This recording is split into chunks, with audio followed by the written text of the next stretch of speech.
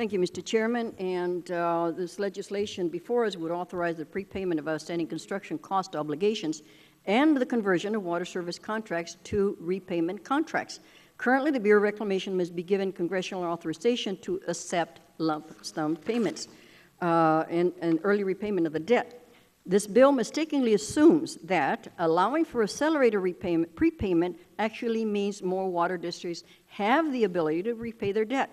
According to the Department of Interior's Inspector General's report of 2013, most water districts in the Central Valley do not have the capital to repay the debt. Currently have favorable repayment contracts of 40 years at zero, I repeat, zero interest for their existing debt.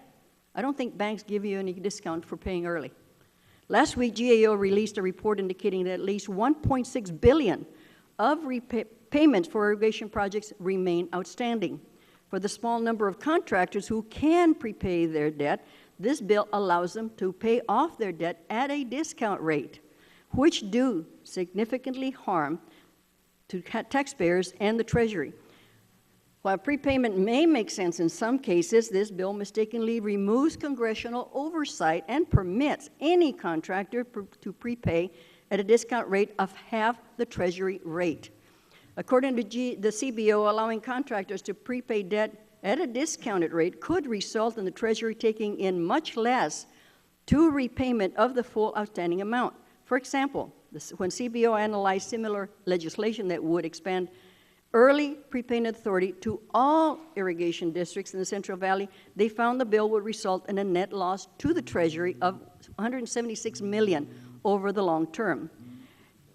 As stewards for this nation, we have a responsibility to our taxpayers to make sure the laws we pass are in the short and long-term best interest of the United States and our people. This bill before us today has other problems. For example, it imposes a 30-day limit for Interior to determine prepayment amount or repayment amount for contractors, ignoring the fact that many water service contracts are entered into because final repayment obligations associated with different project purposes have not yet been determined. That is why many projects operate under an interim rather than a final cost allocation. The bill also applies a broad one-size-fits-all approach for repayment that fails to take into account long-standing negotiated payment agreements already in place for many projects.